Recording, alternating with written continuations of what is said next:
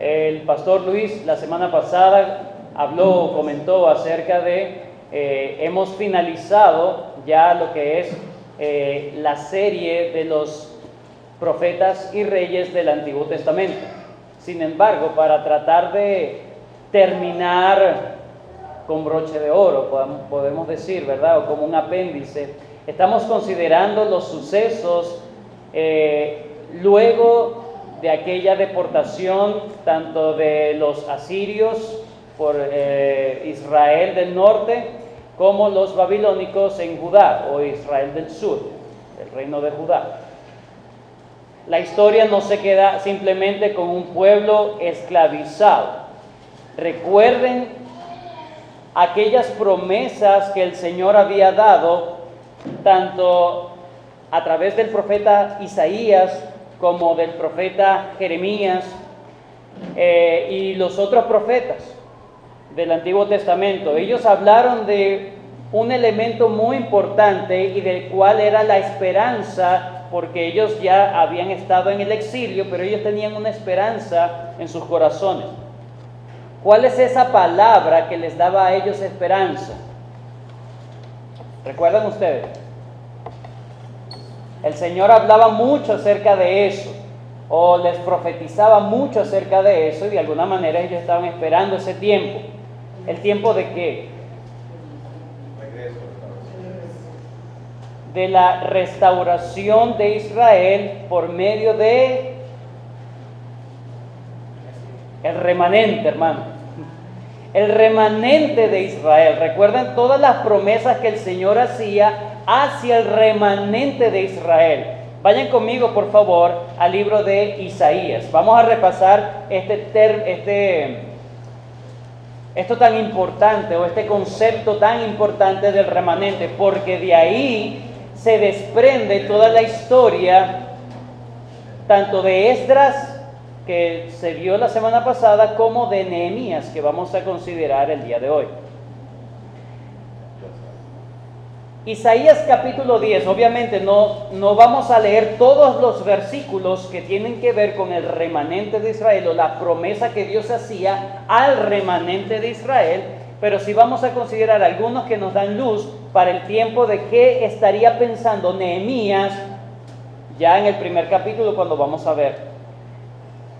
Isaías capítulo 10, versículo 10 al 22. Dice así: acontecerá en aquel tiempo que los que hayan quedado de Israel y los que hayan quedado de la casa de Jacob nunca más se apoyarán. ¿Lo tienen? Isaías 10, 20. Disculpen. Isaías 10, 20.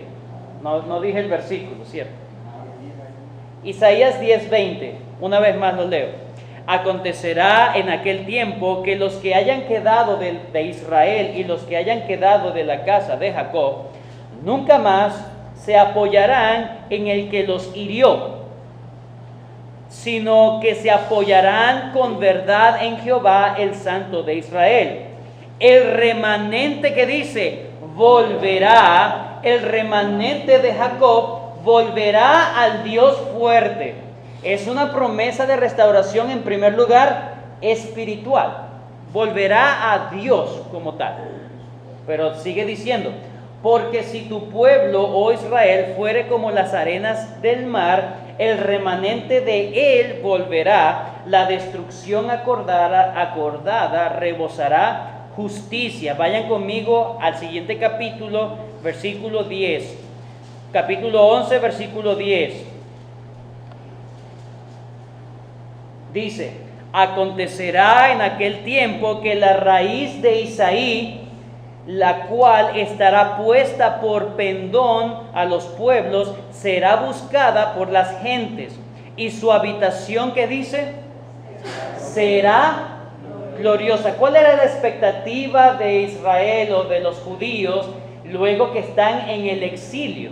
Ellos están conscientes de por qué están en esa situación. Ellos habían desobedecido al Señor, habían sido apóstatas de la ley de Dios, y por lo tanto Dios cumplió la promesa de esparcirlos por las demás naciones. Ahora, ellos tenían en su mente lo que decían los profetas acerca de la restauración del remanente de Israel o de Judá. Entonces aquí en este versículo se habla de que esa restauración no solamente iba a ser una restauración espiritual, sino también una restauración gloriosa o externamente bella.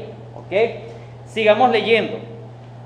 Asimismo acontecerá en aquel tiempo que Jehová alzará otra vez su mano para recobrar el remanente de su pueblo que aún quede en Asiria, Egipto, Patros, Etiopía, Elam, Sinar y Hamad, y en las costas del mar, y levantará pendón a las naciones, y juntará a los desterrados de Israel, y reunirá a los esparcidos de Judá de los 4 confines de la tierra, y se disipará la envidia de Efraín, y los enemigos de Judá serán ¿qué?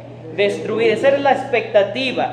El Señor los iba a congregar y ahora ellos iban a gobernar. Los demás que los habían afligido, oprimido, ahora ellos iban a estar encima de ellos. ¿Por dónde voy? Ok. Sino que volarán sobre los...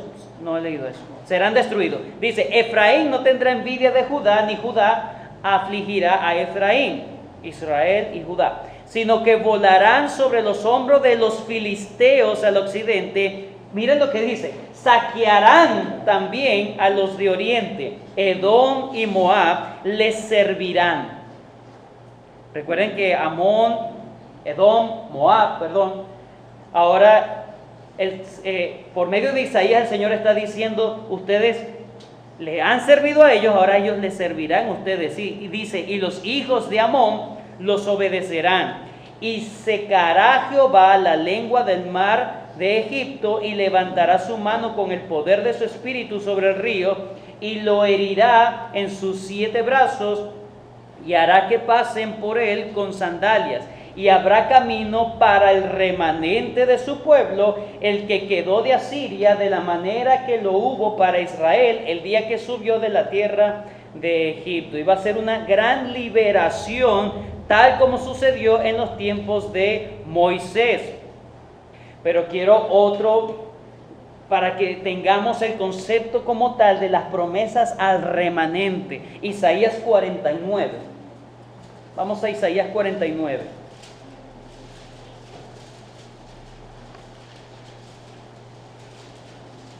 ¿Lo tienen? Versículo 15. Isaías 49, 15. ¿Se olvidará la mujer de lo que dio a luz para dejar de compadecerse del hijo de su vientre? Aunque olvide ella, que es muy difícil que una madre olvide a su hijo que pare, dice, yo nunca me olvidaré de ti. He aquí que en las palmas de las manos te tengo esculpida. Delante de mí están siempre tus muros. Tus edificadores vendrán a prisa, tus destructores y tus asoladores saldrán de ti. Alza tus ojos alrededor y mira, todos estos se han reunido, han venido a ti. Vivo yo, dice Jehová, que de todos como de vestidura de honra serás vestida, y de ellos serás ceñida como novia, porque tu tierra devastada, arruinada y desierta, ahora será estrecha por la multitud de los moradores, y tus destructores serán apartados lejos. Aún los hijos de tu orfandad dirán a tus oídos, estrecho es para mí este lugar, apártate para que yo more. Y dirás en tu corazón, ¿quién me engendró estos? Porque yo había sido privada de hijos y estaba sola, peregrina y desterrada. Es como si Israel estuviese diciendo eso, ¿verdad? Yo estaba sola, peregrina, desterrada. ¿Quién pues crió estos? He aquí, yo había sido dejada sola. ¿Dónde estaban estos? Así dijo Jehová el Señor. He aquí, yo tenderé mi mano a las naciones, y a los pueblos levantaré mi bandera.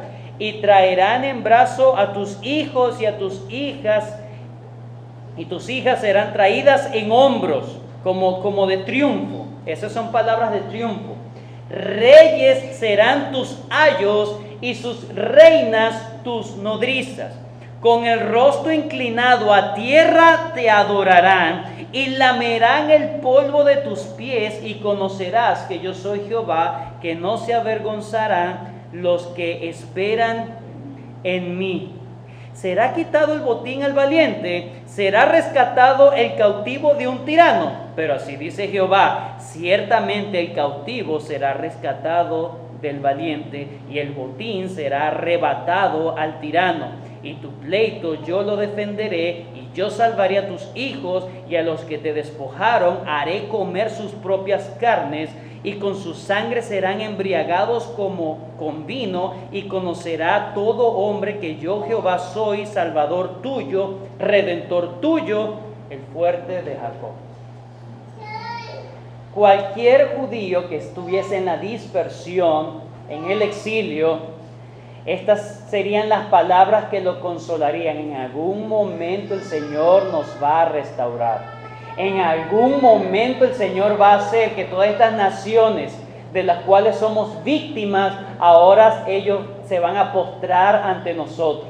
El Señor va a reivindicar, va a levantar a su pueblo, ese pueblo que ha sido humillado, despojado, cautivo, ahora va a ser alzado y llevado en hombros por aquellos pueblos. ¿Qué expectativa tenían los judíos cuando estaban en la dispersión? Precisamente eso, un futuro glorioso, pero no esperaban un futuro simplemente al final del mundo, sino que un futuro próximo. En algún momento el Señor nos va a restaurar. Teniendo eso en cuenta, y si usted quiere seguir, por razón del tiempo no lo vamos a leer, pero si usted quiere seguir leyendo, le recomiendo que lea Jeremías 31 del 1 al 14. Jeremías 31 del 1 al 14, usted se va a dar cuenta que hay una promesa allí de restaurar a Israel, una promesa al remanente. En el mismo Jeremías 31, 27 al 28 también, como dice allí: aquí vienen días, dice Jehová, en que sembraré la casa de Israel y la casa de Judá de simiente de hombre y de simiente de animal, y así como tuve cuidado de ellos para arrancar y derribar y trastornar y perder y afligir, tendré cuidado de ellos para edificar y plantar, dice Jehová. Ese es Jeremías 31, 27 al 28. Y Abdías 1 del 17 al 18 y Miqueas 5 del 7 al 8. Por razón del tiempo solamente lo estoy nombrando para que usted en su estudio personal pueda leerlo y pueda tratar de pensar como pensaría un judío que estaba en el cautiverio, en la dispersión. Ahora, esto es muy importante porque el libro de Nehemías se basa precisamente en esto, las promesas al remanente de Israel, y Nehemías quiere hacer algo. Ahora, vamos rápidamente a considerar este libro. El libro de Nehemías. Lo primero que debemos entender de Nehemías, ¿verdad? Bueno, aparte que su nombre es muy hermoso, digámoslo de esa manera, su nombre dice Jehová consuela. Ese es su significado, lo que significa su nombre, Jehová consuela. Y de hecho él parece que trata de hacer honor a su nombre. ¿Quién era Nehemías? Lo primero que vemos en Nehemías es que él era un oficial del rey de Persia, en este caso Artajerjes. Luego de Babilonia, que es quien invade Judá, luego viene años después, llega el imperio medo-persa, los medos y persas. Y allí empieza una dinastía, ¿verdad? Con Ciro, la dinastía con Ciro. Aquí tengo unos datos importantes que quiero que ustedes lo entiendan. Recuerden quién dio el edicto para que volviese Esdras. ¿Quién dio el edicto? Ciro. Ciro estuvo entre los años 550 al 530 antes de Cristo. Ciro conquista Babilonia en el 539 y en el 538, un año después, él manda a los judíos a reconstruir. ¿Quién es la primera oleada que va a reconstruir? Zorobabel. Recuerden ese nombre, Zorobabel. Luego llega Esdras, años después llega Esdras. Pero luego de Ciro, con ese decreto de que, bueno, está bien, vayan y reconstruyan Jerusalén, vienen 3 reyes más: Cambises, luego Darío y Jerjes o Asuero. Es muy probable que este Jerjes en el 486 es el mismo de la historia de la reina Esther. Y luego llega Artajerjes como tal. Y es en el año de Artajerjes, él está entre los años 465 al 424. Y es precisamente en el 458, en el año de Artajerjes. Recuerden, Ciro, pasan otros reyes, y en el reinado de Artajerjes es que Esdras va, y es lo que escuchamos en la clase pasada, es cuando Esdras hace su misión allí en Jerusalén. Pasan aproximadamente 90 años y es el tiempo de Nehemías. Ya Esdras había ido a Jerusalén, se estaban echando las bases del templo, con toda la oposición que hubo, ya el templo se estaba reconstruyendo. Ahora estamos en el tiempo de Nehemías, 90 años después aproximadamente. Entonces 13 años después aproximadamente, 13 años después, aquí tengo los datos. Nehemías ahora, como copero del rey, Nehemías como copero del rey, ahora él pregunta: ¿cómo está la situación en Jerusalén? Vayan conmigo a Nehemías capítulo 1, versículos 1 en adelante. Nehemías 1, del 1 en adelante. Palabras de Nehemías, hijo de Asalías. Aconteció en el mes de Quisleu, en el año 20, estando yo en Susa, capital del reino, que vino Hanani, uno de mis hermanos, con algunos varones de Judá. Y les pregunté por los judíos que habían escapado, que habían quedado de la cautividad, y por Jerusalén. Y me dijeron, ¿cuál es la palabra allí? ¿Qué es lo que quería saber Nehemías? Si realmente se estaban dando las cosas tal como estaban en las promesas. ¿Ok? ¿Qué ha pasado desde el tiempo de Esdras, verdad? Que fue desde Zorobabel. Ya Nehemías, ya había pasado un tiempo, un buen tiempo. Y entonces Nehemías quiere saber cómo está la situación. Y su hermano Hanani dice: el remanente, los que quedaron de la cautividad allí en la provincia, están, ¿qué? En gran mal y afrenta, y el muro de Jerusalén derribado y sus puertas quemadas a fuego. ¿Qué está pasando en la mente de Nehemías? Ya va. Estamos retornando y parece que la situación no es como se nos había dicho. ¿Cuál era el futuro que se había predicho? Glorioso. Un futuro glorioso. Y en cambio ellos están viendo un futuro o están viviendo una catástrofe. Estaban en gran afrenta. Los muros de Jerusalén estaban destruidos. ¿Qué pasó con la promesa de Dios? ¿Qué está pasando allí? Bueno, vemos la intención de Nehemías en no decir: Señor, ¿dónde están tus promesas? ¿Por qué tú no? Esa no es la oración que hace Nehemías. Cuando vemos a un Nehemías, más bien empieza a confesar sus pecados. Es decir, en la mente de Nehemías, el problema no está en las promesas de Dios, el problema está en nosotros o en el hombre. ¿Ok? Fíjense en los versículos 4, el versículo 4, el capítulo 1, versículo 4, dice: cuando oí estas palabras me senté y lloré e hice duelo y ayuné y oré delante de Dios y dije: te ruego, oh Jehová, Dios de los cielos, fuerte, grande y temible, que guarda el pacto y la misericordia de los que aman y guardan tus mandamientos.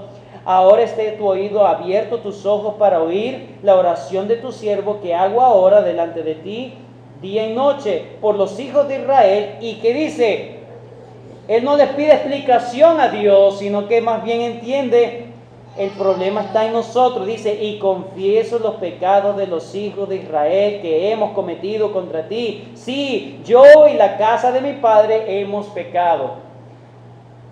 ¿Qué era lo que se esperaba? Un futuro glorioso. ¿Qué estaba pasando? No estaba eso. Porque él entendía que no era que Dios estaba fallando a su promesa, sino que ellos no estaban cumpliendo las condiciones que Dios le había exigido. Entonces, 13 años después, es el dato, después de la llegada de Esdras a Jerusalén, entonces Nehemías quiere saber cómo está la situación. Por lo tanto, él quiere, y esa es la intención de Nehemías, reconstruir los muros de Jerusalén. Ya con Esdras, 13 años antes, y Zorobabel, mucho más, entonces ellos habían construido el templo, una reconstrucción espiritual. Ahora él quiere terminar de construir toda la ciudad,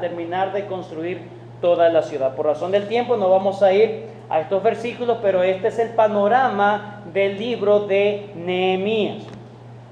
Ahora, el libro como tal se compone de dos partes, muy básico realmente este libro. El tema es reconstrucción, reconstruir.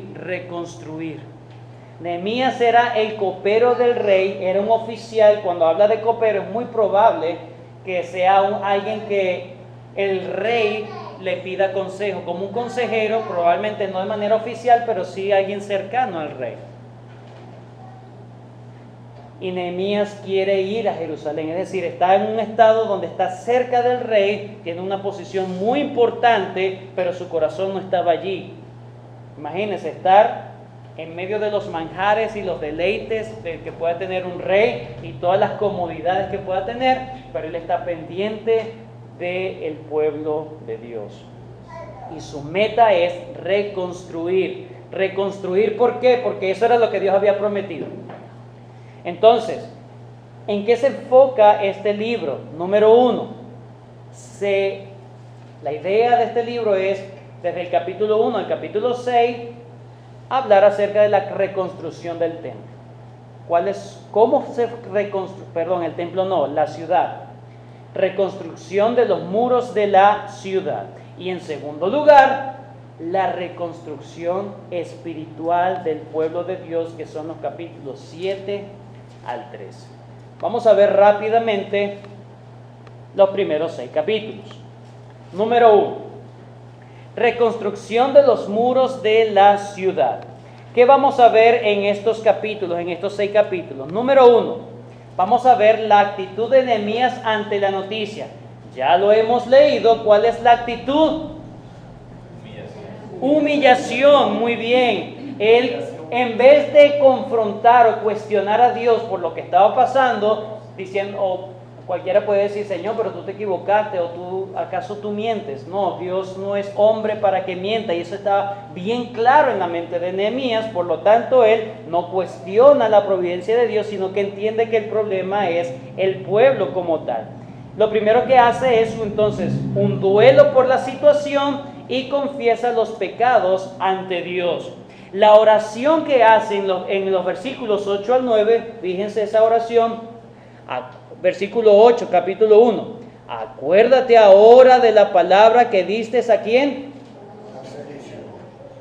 Es decir, él se está recordando de las promesas de Dios, se estaba recordando de la palabra de Dios. Él no estaba orando simplemente con cosas que él sentía, no, él se basaba en lo que Dios ya había dicho. Amén. Él oraba la palabra. Acuérdate ahora de la palabra que diste a Moisés tu siervo, diciendo: si vosotros pecareis, yo os dispersaré de los pueblos. 9. Pero si os volviereis a mí y guardareis mis mandamientos y los pusiereis por obra, aunque vuestra dispersión fuere hasta el extremo de los cielos, de allí os recogeré y os traeré al lugar que escogí para hacer habitar allí mi nombre. Entonces, la oración de Nehemías está basada en la palabra de Dios. Su oración se basaba en la palabra de Dios, no en sentimientos ni emociones. Es que yo quiero ver al pueblo hermoso y glorioso. No, es que tú lo dijiste, Señor. Yo quiero que ellos vuelvan a la tierra, porque a mí me parece una buena idea. No, es que él ora según lo que ya Dios había mandado, había dicho. Él confiesa sus pecados porque sabe la situación según la ley de Dios. ¿Cómo hago para orar? Para orar bien. Si tú conoces la palabra de Dios, vas a aprender a orar. Amén. Por ejemplo, una oración que se hace aún en estos tiempos: Señor, toma el control de Venezuela. Bueno, esa es una oración incongruente, porque Dios nunca ha perdido el control de Venezuela. Dios es un Dios soberano y todo lo que Él quiere lo hace en el reino de los cielos y aquí en la tierra. Todo lo que Él ha querido hacer lo hace y nadie detiene su mano. Cuando tú conoces las Escrituras, vas a aprender a orar y no vas a decir locuras en la oración. Sí.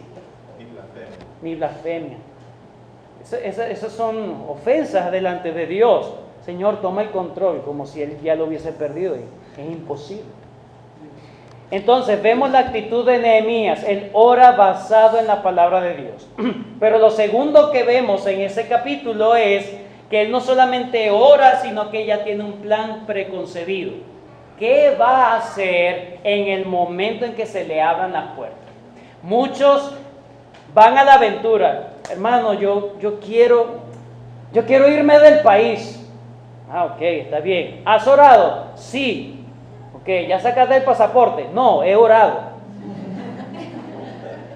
¿Cuál es tu plan entonces? ¿Sabes a dónde vas a llegar? No, pero estoy orando. ¿Sabes qué vas a trabajar? No, estoy orando. Está bien que estés orando, pero tienes que planificarte. Tú no puedes andar como me lleva el viento. Fíjense la planificación que tenía Nehemías, capítulo 2, versículo 2. He aquí Nehemías estaba sirviendo a Artajerjes, y Artajerjes se da cuenta de que Nehemías está triste.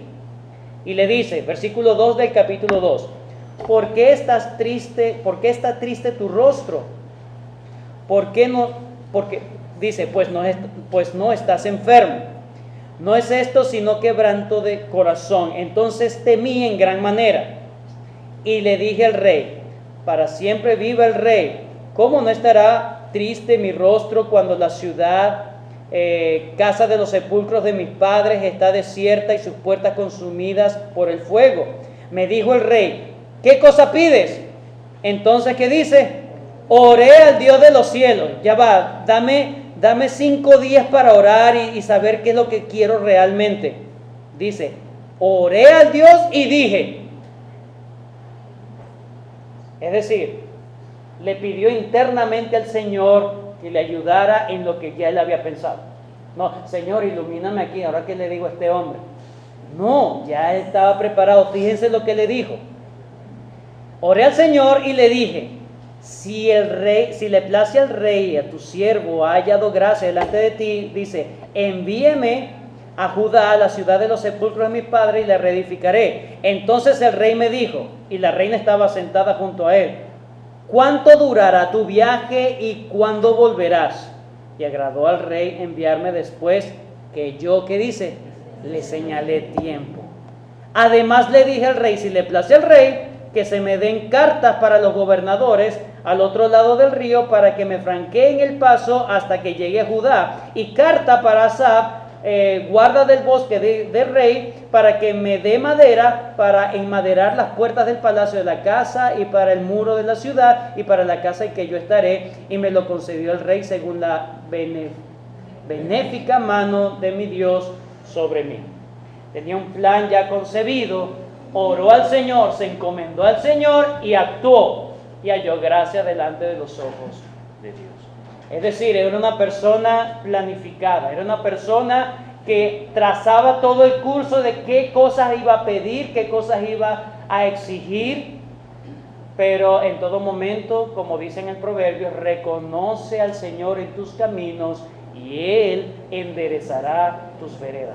Tú puedes tener todos los planes listos, que es muy importante, pero al final tú te encomiendas a Dios y al final no le das gracias al rey Artajerjes. Ay, rey, usted sí es bueno.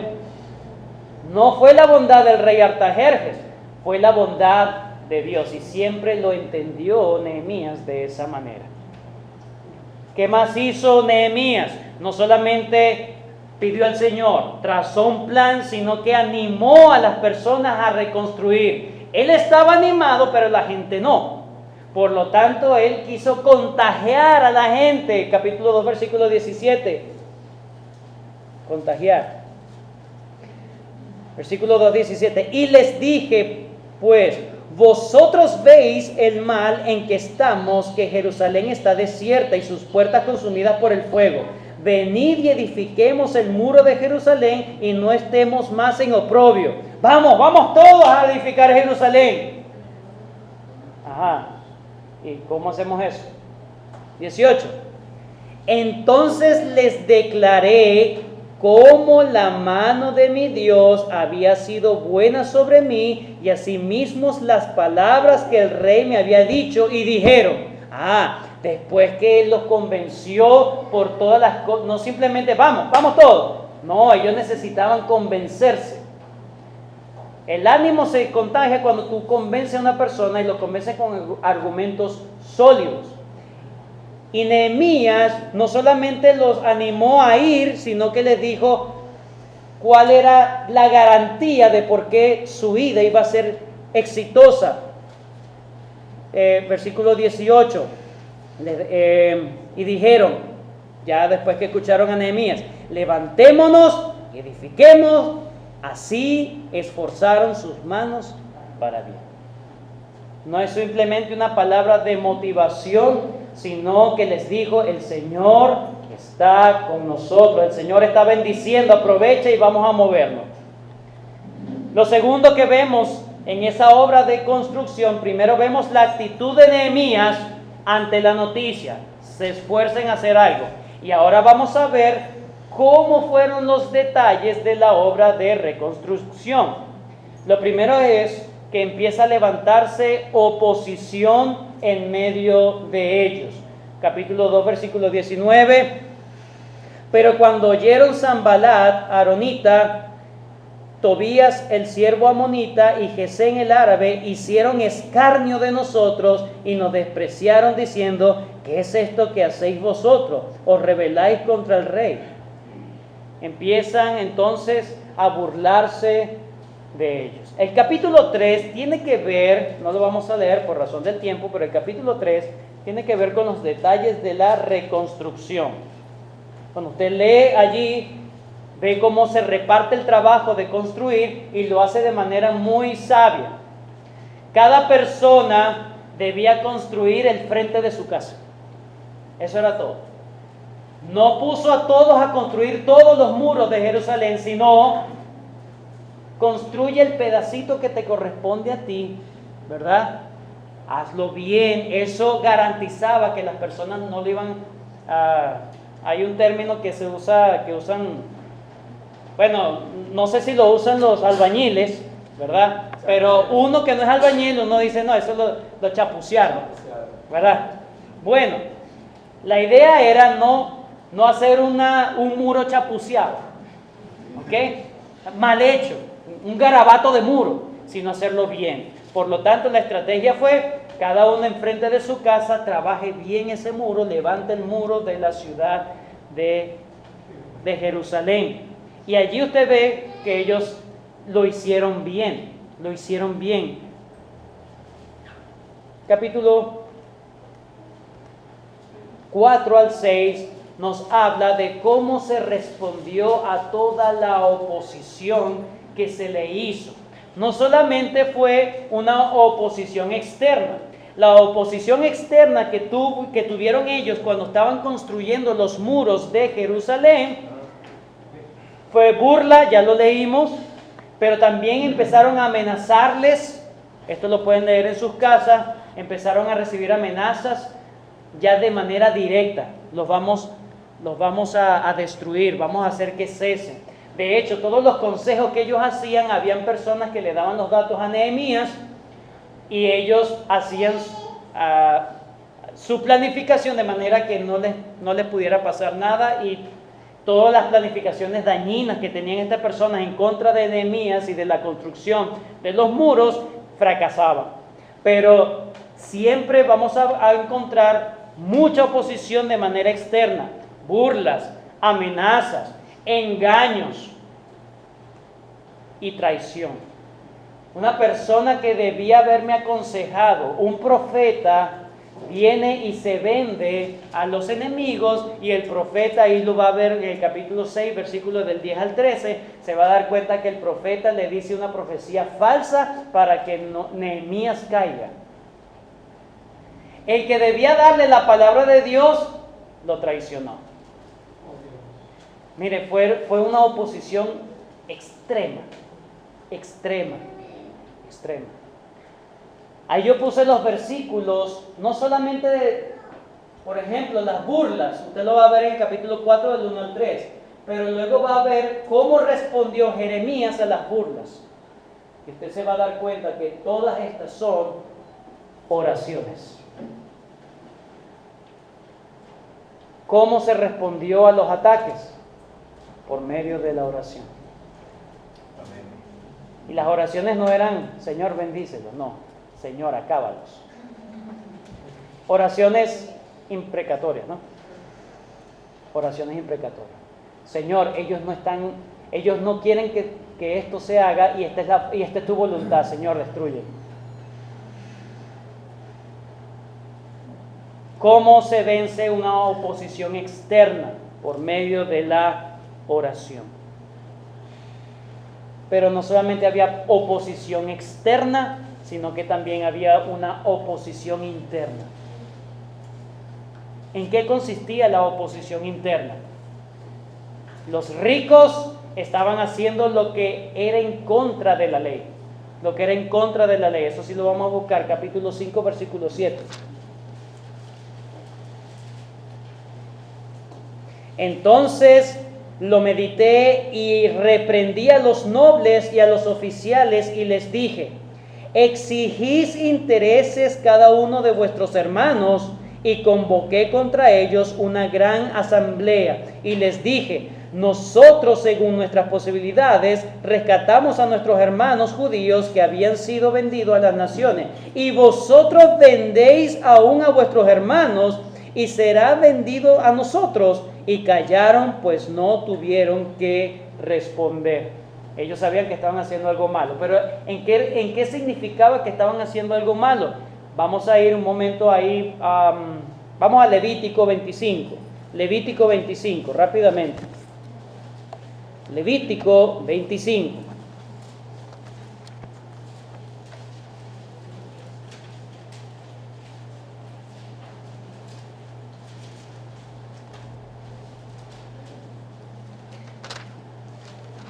Versículo 36.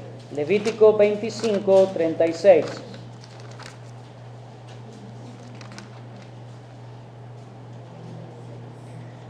Dice: no tomarás de él usura ni ganancia, sino tendrás temor de tu Dios, y tu hermano vivirá contigo.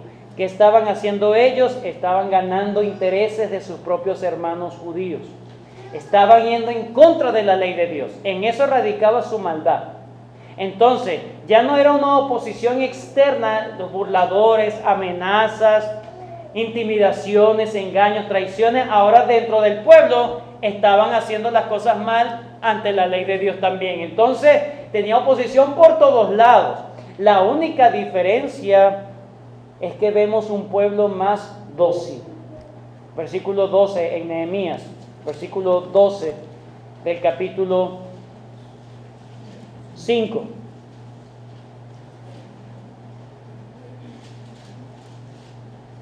Versículo 11, esto es lo que le pidió Nehemías. Os ruego que les devolváis hoy sus tierras, sus viñas, sus olivares y sus casas, y la centésima parte del dinero, del grano, del vino y del aceite que demandáis de ellos como interés. Y dijeron, lo devolveremos y nada les demandaremos. Haremos así como tú dices. ¿Qué estaban haciendo ellos? Estaban siendo dóciles a la reprensión y el Señor estaba bendiciendo al pueblo. No solamente había oposición externa, oposición interna, sino que en la oposición interna ya vemos a un pueblo que ya no era tan depravado en su pecado como aquel Israel que al final fueron destruidos, sino que vemos un Israel más dócil. Ahora escuchaban la palabra de Dios, ya habían aprendido que con Dios no se juega. En el tiempo de los profetas hablaban estas mismas cosas, ellos estaban incurriendo en los mismos pecados y los profetas le decían, arrepiéntanse de eso, no lo hagan, no lo hagan. Y ellos no escuchaban la palabra de Dios hasta que vino el devorador, vino Babilonia y lo destruyó. Ahora que están reconstruyendo el templo, que están reconstruyendo los muros de Jerusalén, estaban cayendo en lo mismo. ¿Y qué pasó? Se reprendió y corrigieron. A veces nosotros creemos que Dios está jugando, o que la palabra de Dios no se va a cumplir tan fuerte como Él dice. Pero si hay una manera de aprender, el Señor lo va a hacer. Si tú vas a aprender a los golpes, garantiza que vas a recibir un buen golpe, porque Dios quiere que tú aprendas a humillarte delante de Dios. Si aprendes a humillarte, a obedecer a Dios sin necesidad de que se cumplan sus amenazas, es mejor. Pero si no, ten por seguro que Dios va a actuar. Pero vemos un corazón más dócil del pueblo de Dios. Y lo último que vemos es entonces la culminación de la obra. La culminación de la obra. Vamos rápidamente con los últimos capítulos de Nehemías. Ya no era solamente la reconstrucción de los muros, la parte externa, la fachada de Israel. Ahora la intención de Nehemías es reconstruir la vida espiritual de Israel. Voy a dar algunos datos que le van a ayudar a usted a cómo se reconstruye una vida espiritual. Y esa es la enseñanza como tal de los versículos del 7 al 13. Por razón del tiempo vamos a leer solamente algunos segmentos, algunos episodios, nada más. Pero espero que usted lo anote o cuando esto esté en el YouTube, usted lo lea.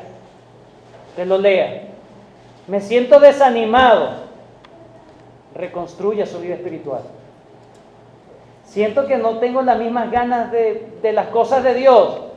El Señor te va a dar aquí las herramientas para una vez más motivarte a buscar las cosas del Señor. ¿Cómo reconstruyo mi vida espiritual? Antes amaba al Señor, hoy ahora lo amo menos. O siento que lo amo menos. O siento que no le he respondido como lo hice en algún momento. He menguado.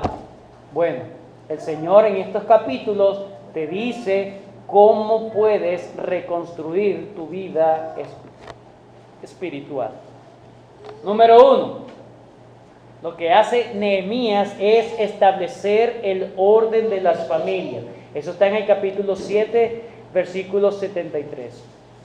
En ese versículo usted se da cuenta que Nehemías agarra la misma lista que hizo Esdras y coloca a cada uno en su lugar.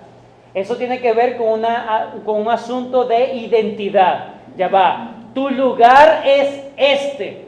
Lo primero que debe hacer una persona para reconstruir su vida espiritual es saber en qué lugar debe estar. ¿En qué lugar debe estar tú? ¿Dónde te corresponde? ¿Dónde te corresponde estar? Si eres un padre de familia, ¿dónde te corresponde estar? ¿Viajando por el mundo con una Harley Davidson? No, siendo responsable. Debes estar en el sitio donde Dios te ha colocado.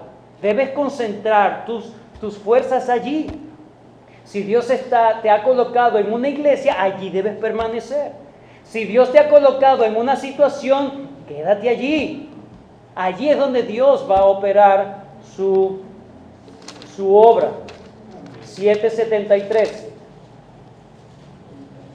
Dice, y habitaron los sacerdotes, los levitas, los porteros, los cantores, los del pueblo, los sirvientes del templo y todo Israel en sus ciudades, en donde les correspondía.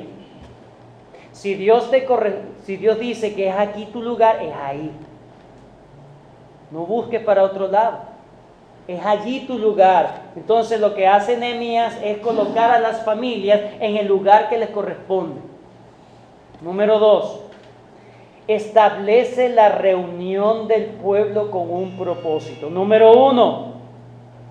Se exponen a las Escrituras. Se exponen a las Escrituras. ¿Cómo se reconstruye una vida espiritual? Primero, debo examinar qué estoy haciendo con mi vida y debo establecerme en el lugar donde Dios quiere que me establezca. Número 2, debo exponerme en ese lugar a la palabra de Dios. Todos estos versículos del capítulo 8, versículos del 1 al 12, usted se va a dar cuenta que llega Esdras, una vez más vuelve Esdras, abre el libro de la ley y lee el libro de la ley ante las personas. De hecho, lo que hizo Esdras es lo que el procedimiento o la manera en cómo se llevaban luego las sinagogas judías en los tiempos del Señor Jesús. Es decir, alguien se levantaba en un púlpito de madera y leía las escrituras y enseñaba las escrituras, tal como se hace en una iglesia. Nehemías 8, del 1 al 12, usted va a ver un culto de adoración allí. Hermanos, ahí no hay teatros, no hay danza, no hay cumpleaños, ahí no hay nada. Ahí simplemente desde los más grandes hasta los más pequeños, de pie, ni sentados estaban. De pie, escuchando por 6 horas aproximadamente la ley de Dios. Más o menos. Dice, a vista de todo el pueblo se leía y las personas interpretaban lo que se leía. Lo primero que hacían era exponerse a la palabra de Dios. Número 2, obedecieron a la palabra de Dios. Eso fue en un día. Escucharon las cosas, empezaron a dolerse. No, hemos fallado delante de Dios. Y la gente le decía, cálmense, cálmense. Mañana vamos a empezar a hacer todo lo que no hemos hecho en todo este tiempo. Y empezaron y se movieron. En el tiempo en que ellos estaban, se debería haber hecho la fiesta de los tabernáculos. Y entonces al día siguiente empezaron la fiesta de los tabernáculos. Escucharon la palabra de Dios, obedecieron la palabra de Dios. ¿Qué más hicieron? Capítulo 9 del 1 al 37, confesaron sus pecados. ¿Cómo se reconstruye? Exponte a la ley de Dios. Obedece la ley de Dios. Ora confesando tus pecados ante el Señor. Capítulo 9 del 1 al 37. Y no solamente confesaron sus pecados, sino que se comprometieron con Dios. Capítulo 9, 38. Vamos a leer ese 9:38. 9:38. Nehemías 9:38. A causa pues de todo esto, nosotros hacemos, que dice, fiel promesa, y la escribimos firmada por nuestros príncipes, por nuestros levitas y por nuestros sacerdotes. Y luego el capítulo 10 es la lista de quienes firmaron ese pacto. Versículo 28 del capítulo 10. Y el resto del pueblo, los sacerdotes, levitas, porteros, cantores, los sirvientes del templo, y todos los que se habían apartado de los pueblos de la tierra a la ley de Dios, con sus mujeres, sus hijos e hijas, todo lo que tenía comprensión y discernimiento, versículo 29, se reunieron con sus hermanos y sus principales para protestar y jurar que andarían en la ley de Dios que fue dada por Moisés, siervo de Dios, y que guardarían y cumplirían todos los mandamientos, decretos, estatutos de Jehová nuestro Señor. No solamente se expusieron a escuchar la palabra de Dios, no solamente empezaron a obedecer, sino que llegó un punto donde confesaron sus pecados y se comprometieron a guardar la ley de Dios. Un compromiso jurado, hicieron. Un compromiso jurado. En eso radicó la reconstrucción espiritual del pueblo. Luego se regocijaron ante Dios. No es solamente, sí, me comprometí ante Dios y hago las cosas. No, sino que empezaron a deleitarse en Dios. Capítulo 12, 44. En aquel día fueron puestos varones sobre las cámaras de los tesoros, de las ofrendas, de las primicias, de los diezmos, para recoger en ella de los ejidos de las ciudades las porciones legales para los sacerdotes y levitas, porque era grande que el gozo de Judá con respecto a los sacerdotes y levitas que servían. Recuerden que los sacerdotes y levitas estaban siendo descuidados. Ahora ellos se organizaron de tal manera para cuidar a los sacerdotes y levitas, tal como decía la palabra de Dios, y ellos se gozaron en estar cumpliendo la palabra de Dios. Amén. ¿Cómo me devuelvo el gozo de la salvación? Cumple la palabra de Dios. Exponte, obedece, ora al Señor, confiesa tus pecados, comprométete y te vas a regocijar porque estás haciendo lo que Dios estaba esperando de ti. Solamente esta parte, versículo 47 del capítulo 12.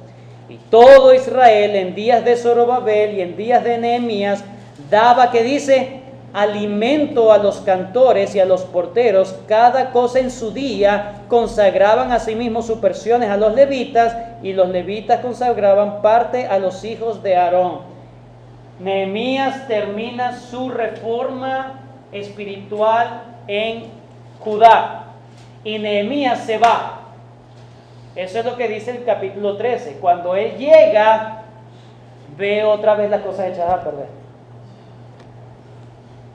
y hace correcciones importantes. Recuerden el capítulo 47, ellos estaban cuidando y guardando a los levitas. Ahora fíjense en capítulo 13. En medio de todas las cosas que dice el capítulo 13, que ellos estaban haciendo las cosas mal, perdón, en el versículo 10 nos dicen que una de esas cosas malas era lo que cuando Nehemías se fue, estaban haciendo bien, ahora lo habían descuidado. Fíjense, el versículo 10. Dice, entonces, capítulo 13, versículo 10. Entonces, asimismo, encontré, fíjense, Nehemías llega y encuentra todo patas para arriba. Versículo 10, ¿qué más encontró? Encontré asimismo que las porciones para los levitas no les habían sido dadas, y que los levitas y cantores que hacían el servicio habían huido cada uno a su heredad. Eso es una de las cosas que cuando hicieron la reforma espiritual empezaron a hacerlo bien, estaban gozosos de hacerlo. Nehemías se va y cuando regresa dejaron eso de hacerlo, pero era una de las cosas. No solamente fue eso, que descuidaron lo que estaban haciendo bien, sino que empezaron a hacer otras cosas que no eran correctas. En este caso, ellos se habían comprometido, por ejemplo, a guardar el día de reposo. Y ellos guardaban bien el día de reposo. Se fue Nehemías, y cuando llega Nehemías otra vez, entonces Nehemías, Están otra vez, y lo mismo que hacían antes con el día de reposo, están traficando en el día de reposo, es decir, comerciando en el día de reposo, y eso la ley de Dios dice que no es así. Y entonces otra vez empiezan disciplinas, correcciones por las desviaciones que estaban allí. A la final, Nehemías, o el libro de Nehemías, nos enseña que por más resolución que una persona pueda tener para obedecer a Dios, su corazón es perverso. Y debe estar pendiente de su corazón porque se puede desviar en cualquier momento. Ahora, vemos también una inmadurez del pueblo de Israel o del pueblo de Dios. Si estaba Nehemías, las cosas funcionaban. Si no estaban, entonces se echaban a perder. ¿Cuál es el problema? Nehemías, que no estaba. El corazón. Y ellos se habían comprometido, habían jurado delante de Dios. ¿Qué pasa? No es alguien que debe estar pendiente de mí. Yo mismo debo estar pendiente de mi vida espiritual. No, es que yo no leo más porque yo le dije al pastor que me visitara, y como no me visitó, entonces nada. Entonces no es asunto del pastor, no es asunto del hermano, de la hermana. Es un asunto donde tú mismo te cuidas el alma. Que Dios nos ha designado a nosotros a estar pendientes, sí, y nosotros daremos cuenta a Dios por eso. Pero eso no implica de que si yo no estoy, o el pastor Luis no está, o alguno de los hermanos influyentes espiritualmente aquí no están, entonces ustedes se descarrilan. No. Ahí está revelando entonces realmente su corazón. Termino con este versículo, capítulo 4.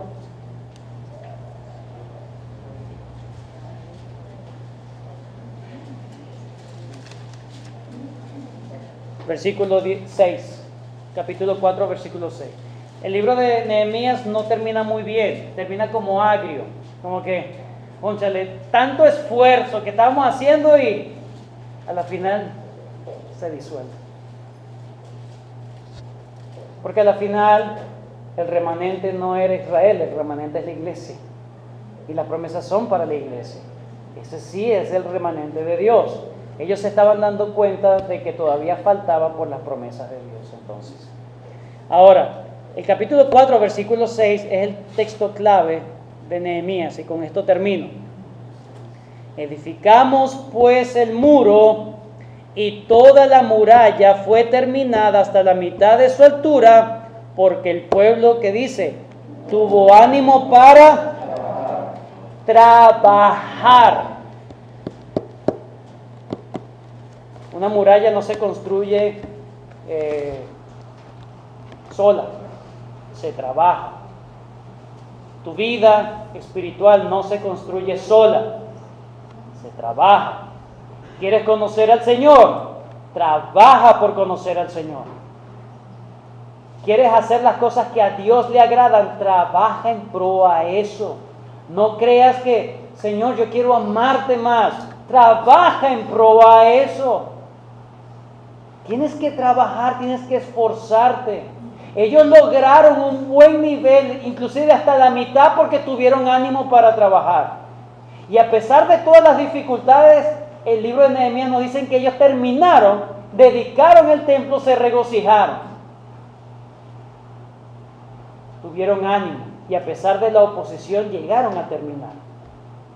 Hermano y hermana, que tú que me escuchas, tú quieres hacer lo que a Dios le corresponde. Tú quieres agradar a Dios, tú quieres hacer a Dios que Él realmente vea que tú sí le amas. Esfuérzate, trabaja fuerte por eso. No creas que conocer las cosas de Dios es fácil o lo vas a aprender de un día para otro. No, se trabaja. Esfuérzate cada vez más en las cosas del Señor. Que el Señor nos ayude y sobre todo, la última parte, como dije y quiero hacer hincapié, cuídate de tu alma, cuida tu alma, tal como Pablo le dijo a Timoteo, ten cuidado de ti y de la doctrina.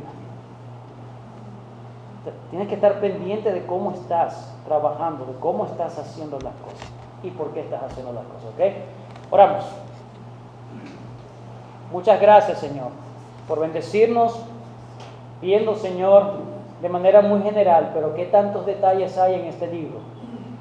Yo te pido, Padre, para que tú ayudes a los hermanos, para que ellos tengan la iniciativa de leer este libro de manera completa y puedan complementar, Señor, con estos títulos que se dan para que pueda ser de provecho para sus vidas.